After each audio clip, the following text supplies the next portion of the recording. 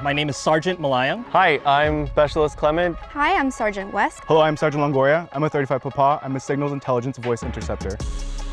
So if you're a 35 Papa, they're going to teach you a language and they're going to send you to a unit where your primary job is to use those language abilities to translate documents or audio that we need for intelligence purposes. You inform the intelligence process by providing insight into what the enemy is thinking and what the enemy might be planning to do. You are the very first person to analyze what the enemy is saying. So you have to be creative and be able to discern not just what they're saying, but what they're not saying as well. So previously I was actually at one of the best universities in the world studying liberal arts and pursuing languages that way. One day my teacher sat down with me and discussed my options that I had, and she said that if I really wanted to get immersed better in a language, if I really wanted to understand the culture and be part of that culture itself, that I really should think about going to the Army Language School. The Army does a really good job of actually getting you through the language that they want you to learn.